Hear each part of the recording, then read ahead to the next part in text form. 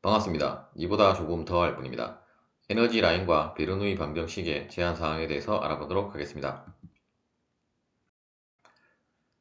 에너지 라인이란 우리가 이제 베르누이 방정식에서 결국 이제 우변의 상수항은 우리가 토탈 헤드라고 했었고, 결국 이제 각각의 위치에 있어서의 모든 토탈 헤드 H는 이제 같기 때문에, 따라서 이제 이 토탈 헤드가 결국은 이제 에너지 라인이라고 보시면 되겠습니다. 그리고 이제 하이드롤릭 그레이드 라인은 이제 약자로 HGL이라고 하고, 그리고 에너지 라인은 뭐 EL이라고 하는데, 뭐 우리말로는 이제 수력 구배선이라고도 하는데, 이제 이 수력 구배선은 결국 이제 이 위치 수두와 압력 수두를 이제 더한 값을 이제 그 하이드롤릭 그레이드 라인이라고 보시면 되겠습니다. 결국 이제 이 수력 구배선에다가 이제 속력 수두를, 이제 속도 수두를 더하면 그 값이 이제 에너지 라인이라고 보시면 되겠습니다. 그리고 이제 그림에서 이제 몇 가지를 우리가 더 살펴보면, 이제 Q가 이 방향으로 들어왔다라고 하면 이제 유동이 이 방향으로 흐른다라고 할 수 있고, 이때 이제 첫 번째는 이제 피에조미터로, 이제 피에조미터에서는 우리가 이제 스태틱 프레셔를 이제 P1이라고 하는 이제 스태틱 프레셔를 측정을 할 수가 있고, 두 번째 이제 피토트 튜브 혹은 이제 피토트 관을 통해서는 우리가 이제 이 높이 차가 결국은 이제 속력 수두를 나타내는 거라고 보시면 되겠습니다. 따라서 이제 각각의 위치별 우리가 이 수력 고배선을 그 연결을 하면 우리가 이제 속도 수두의 변화를 이제 한눈에 알아볼 수 있다라고 이제 보시면 되겠습니다. 베르누이 방정식의 제한 사항에 대해서 알아보도록 하겠습니다. 몇 가지는 우리가 이제 베르누이 방정식의 가정에서 이제 살펴본 것도 있는데, 이제 첫 번째는 이제 우리가 정상 유동이라고 하는 이제 스테디 플로우가 되겠고, 두 번째는 이제 점성 효과를 이제 무시한다라고 했었고, 세 번째는 우리가 이제 충일 같은 경우도 이제 베르누이 방정식에서는 이제 무시를 한다라고 보시면 되겠고, 그리고 이제 유동은 이제 비압축성 유동, 그리고 이제 열전달 효과 같은 것도 무시를 하고, 그리고 이제 이러한 베르누이 방정식은 항상 이제 우리가 스트림 라인을 따라서 흐르는 부분에만 적용이 된다라고 보시면 되겠습니다. 즉 이제 다음과 같은 물체의 이제 어떤 유동에 대해서 이제 이러한 식으로 이제 스트림 라인이 작성이 되어지는 부분이 있는가 하면, 이 물체의 이제 후류 부분에는 이제 그림에서는 나오지는 않았지만 실제로 이제 와류 같은 것들이 발생을 하기 때문에 이제 그러한 부분에는 스트림 라인이 작성이 되지 않기 때문에 이제 이러한 부분에는 우리가 이제 베르누이 방정식을 적용을 할 수 없다라고 보시면 되겠습니다. 그리고 이제 그림에서 보시는 것처럼 이제 우리가 갑자기 뭐 확대가 되는 이러한 경우라든지, 혹은 이제 길고 이 지름이 혹은 뭐 관의 폭이 작은 좁은 이러한 튜브 같은 경우에도 우리가 베르누이 방정식을 적용을 할 수가 없고, 그리고 이제 펜과 같은 경우는 이제 충일이 발생을 하는데, 이제 충일을 발생을 하는 경우에도 이제 엄밀하게는 우리가 이제 어떤 손실 같은 것들이 발생을 하기 때문에 우리가 베르누이 방정식에서는 손실은 고려를 하지 않기 때문에, 이러한 충일이라든지 어떤 뭐 히팅 섹션이 있는 경우에는 열 전달이 발생을 하기 때문에 이러한 경우는 우리가 다루지 않는다라고 보시면 되겠고, 결국 이제 이러한 경우는 이제 충일이나 뭐 열 전달 효과는 우리가 에너지 방정식에서 다룬다라고 이제 보시면 되겠습니다.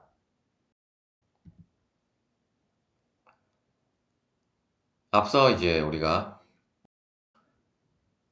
비압축성 효과와 이제 정상 효과는 이제 고려를 하지 않는다라고 했었는데, 이제 우리가 이제 압축성 효과와 이제 비정상 효과에 대해서 우리가 베르누이 방정식에서 이제 다룰 수 있는 경우를 이제 알아보도록 하겠습니다. 최적 탄성 계수를 우리가 다룰 때 이제 다음과 같은 우리가 식을 다루었었고, 이때 이제 밀도 변화율이 0.03보다 작거나 같은 경우에는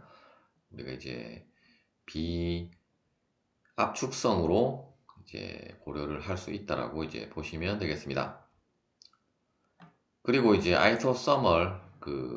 유동에서는, 즉 이제 등원 유동에서는 이제 이 부위가, 이제 최적 탄성 계수 이 부위가 P였기 때문에 다음과 같은 식으로 우리가 생각을 할 수 있고, 즉 이제 P분의 델타 P도 이제 0.03보다 작거나 같으면 우리가 이제 비압축성으로 여러분들이 고려를 할 수 있다라고 보시면 되겠고, 그리고 이제 아이센트로픽, 즉 이제 등 엔트로피 유동에서는 이제 이 부위가 이제 카파 P였기 때문에 다음과 같은 식으로 우리가 바꿀 수가 있고, 다시 이제 우리가 공기라고 생각을 하면 이제 카파는 1.4이기 때문에 1.4를 대입을 해서 다음과 같은 식으로 작성할 수 있고, 다시 1.4를 양변에 곱해주면 이제 P분의 델타 P는 0.042보다 작은 값이면, 작거나 같은 값이면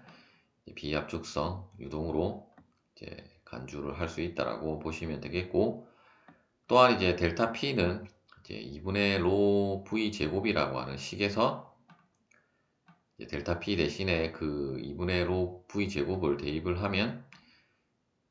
하고 이제 다시 식을 양변에 2를 곱해주면 다음과 같은 식으로 작성이 되게 되고, 즉 이제 P분의 로 V 제곱이 이제 0.084보다 작거나 같으면 이제 비압축성 유동으로 가정을 할 수 있다라고 보시면 되겠습니다.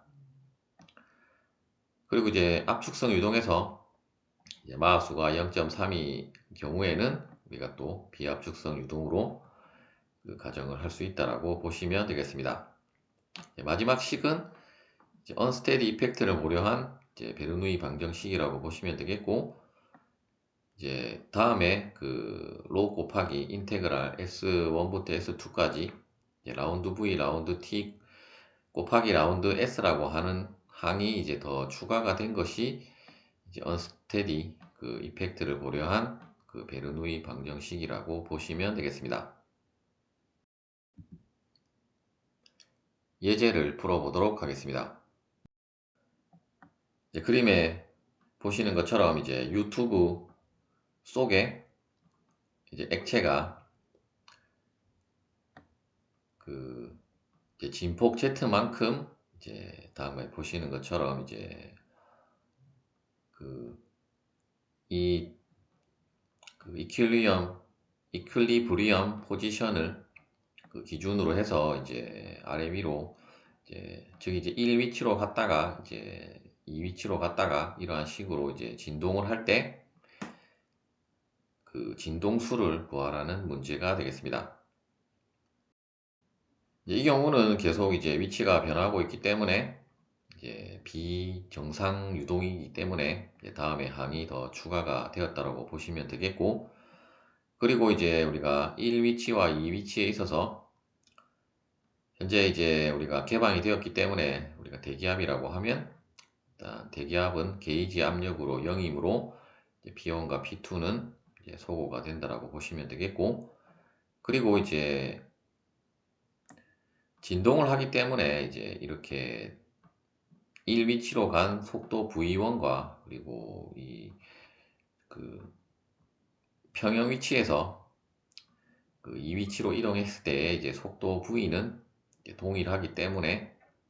V2는 이제 동일하기 때문에 따라서 이제 두 번째 항도 이제 우리가 소거를 할 수 있다라고 보시면 되겠습니다.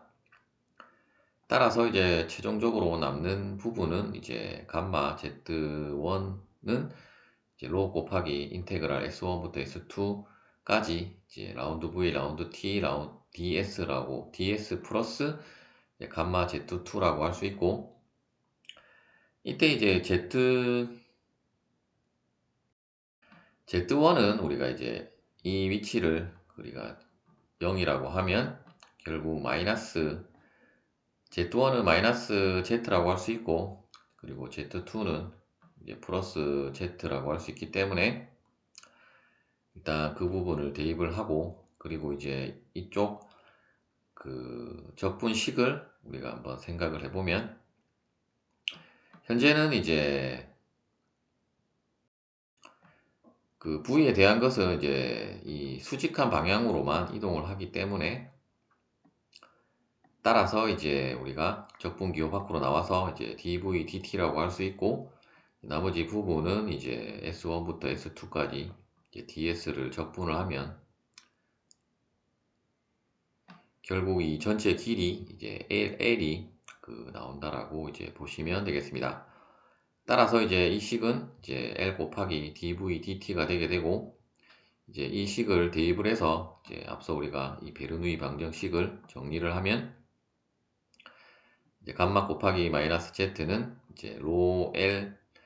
dv dt 플러스 감마 z가 되게 되고,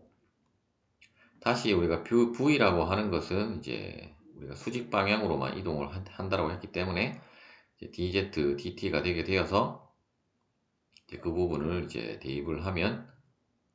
해서 이제 식을 정리를 해보면,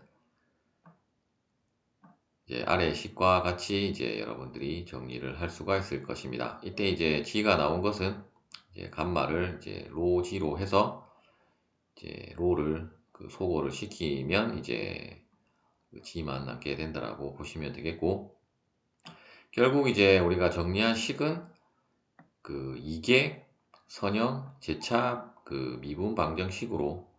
식이 정리가 되었기 때문에, 따라서 우리가 이제 이 그 선형 방정식의 일반해는 이제 다음과 같이 정해져 있는 식이기 때문에 일반해를 여러분들이 이제 쉽게 구할 수가 있고, 이제 적분상수 C1, C2는 현재 이제 초기 조건은 주어지지 않았기 때문에, 초기 조건이 주어진다라고 하면 초기 조건에 의해서 여러분들이 이제 적분상수를 계산을 하면 되고, 우리는 이제 진동수를 구하라고 했기 때문에 결국 진동수는 여기에 보이는 이제 2분의가 아니고 이제 그 루트 L분의 2G가 바로 그 진동수라고 보시면 되겠습니다. 시청해주셔서 감사합니다.